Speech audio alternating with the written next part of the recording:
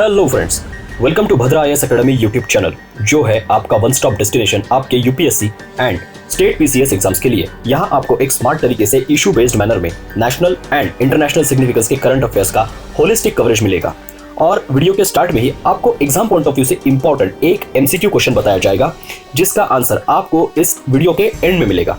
तो वीडियो को आखिर तक देखना ना भूलिएगा। आज का एमसीक्यू क्वेश्चन है, which of the following pair of a place and its respective country is correctly matched. Options है, option number A Aleppo Syria, option number B Mosul Yemen, option C Herat Oman, या option number D Damascus Turkey. तो आज की जो news है वो India के लिए एक कंसर्निंग खबर है, क्योंकि ईरान जो है वो न्यू दिल्ली और मुंबई पर अटैक कर सकता है, ऐसा डर है। लेकिन आप सोच रहे होंगे कि अचानक से कोई कंफ्लिक्ट ना होते हुए, इनफैक्ट ईरान और इंडिया के इतने अच्छे रिलेशंस होने के बावजूद कोई सपने में भी नहीं सोच सकता कि ईरान कभी इंडिया पर अटैक कर सकता है। लेकिन ऐसा हो सकता है। ये हमारा नहीं, इजराइल का कहना है। इजराइल ने मुंबई में सिचुएटेड इजरायली कॉन्सुलेट और न्यू दिल्ली में सिचुएटेड अपनी एम्बेसी को क्लोज कर दिया है फॉर अ टेम्पररी पीरियड।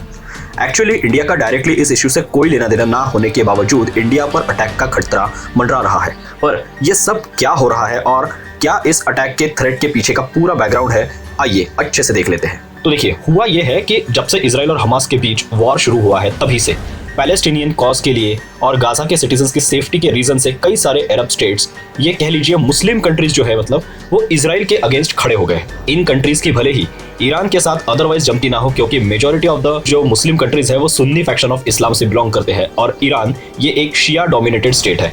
लेकिन इजराइल के अगेंस्ट जब बात आती है तो ये सब एकजुट हो जाते हैं फॉर दी ग्रेटर गुड, मतलब मुस्लिम ब्रदरहुड के लिए।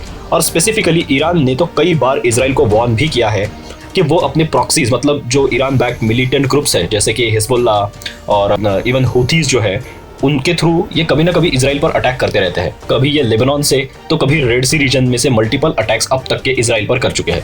लेकिन इस बार हुआ ये है कि इजराइल ने जो सीरिया की कैपिटल दमास्कस है उसमें घुसकर अपने F-35 फाइटर जेट्स के हेल्प से ईरानियन एम्बेसी का एक एक्सटेंशन था जो उसकी कॉन्सुलेट थी, उस पर मिसाइल अटैक लॉन्च किया है, जिसमें ईरान की IRGC के कई टॉप जनरल्स और एलिट मिलिट्री ऑफिसर्स मारे गए हैं।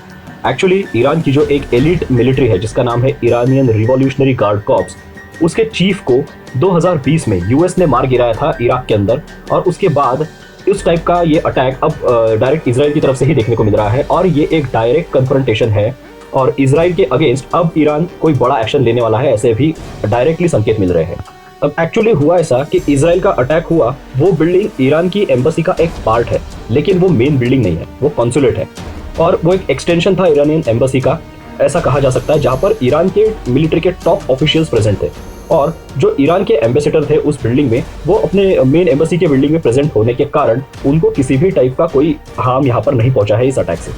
सी अदरवाइज भी इजराइल और उसके नेबर्स के बीच military strikes including drone strikes और surface to surface missile attacks वगैरह एक कॉमन बात है, क्योंकि जो हिजबुल्ला नाम का एक मिलिटेंट ग्रुप है जो कि मेजरली लेबनान में सिचुएटेड है और जिसको ईरान का बैकिंग है, उसकी हेल्प से ईरान इजराइल की नॉर्दर्न बॉर्डर्स पर अटैक करता रहता है। लेकिन इस बार ईरान हिजबुल्ला की हेल्प से कुछ बड़ा मिलिट्री एक्शन प्लान कर रहा था, और इसीलिए उसके जो मिलिट्री ऑफिशियल्स हैं वो यहाँ पर प्रेजेंट थे दमास्कस के अंदर, ऐसा इजराइल के इंटेलिजेंस रिपोर्ट्स का कहना है। और इसी के चलते इजराइल ने उन पर मिलिट्री एक तरीके से एक्शन लिया है, मतलब मिसाइल स्ट्राइक करके उनको वहाँ पर ख़त्म कर दिया है। लेकिन किसी एक कंट्री की टेरिटरी में घुसकर किसी दूसरे कंट्री की एम्बेसी को टारगेट करना कोई मामूली बात नहीं है। और जनरली इवन वॉर के टाइम पर भी जो डिप्लोमेट्स और उनकी एम्बेसीज है उनको हाथ नहीं लगाया जाता। वैसे जो वियना कन्वेंशन यहाँ पर है, ये एक तरीके से डिप्लोमेट्स और एम्बेसीज को प्रोटेक्ट करता है।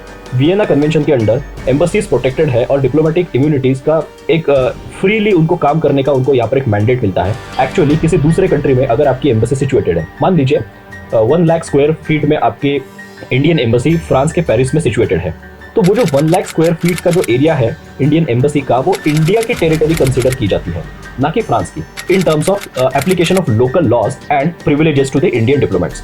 और यहाँ आप अपने सिक्योरिटी पर्सनल्स वगैरह को भी डिप्लॉय कर सकते हैं फॉर योर ओन सेफ्टी। दो आपकी एम्बेसी की ओवरऑल सिक्योरिटी की रिस्पॉन्सिबिलिटी ये अल्टीमेटली फ्रांस की ही होगी।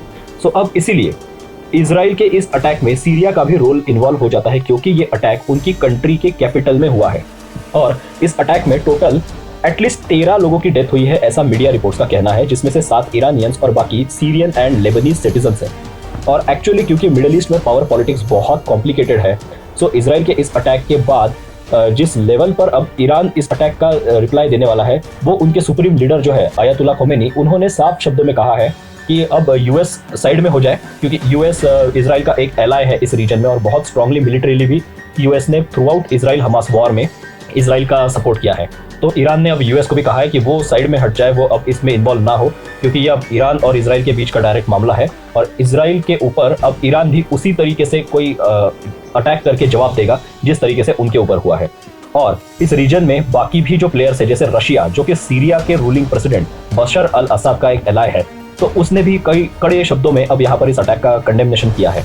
तो अगर ये इशू आगे और एस्केलेट होता है तो यूएसए, फ्रांस, यूके जैसे वेस्टर्न पावर्स के साथ इजराइल और ईरान, रशिया, चाइना और मिडल ईस्ट की कुछ कंट्रीज, ये दूसरे साइड ऐसा एक कंफ्लिक्ट यहाँ देखने को मिल सकता है। एनीवेज, ऐसा ये पूरा कॉम्प्लिकेशन इजराइल के इस एक अटैक से हुआ है और अब जब ईरान ने इजराइल को एक करारा जवाब देने की ठान ली है, तो इजराइल ने लगभग 28 कंट्रीज के अपने एम्बसीज और कॉन्सुलेट्स को कुछ दिनों के लिए बंद कर दिया है to avoid a similar retaliation on Israel from Iran, जिनमें से इंडिया भी एक कंट्री है। तो ऐसा है ये ओवरऑल डेवलपमेंट। होपफुली आपको पसंद आया होगा हमारा आज का ये वीडियो।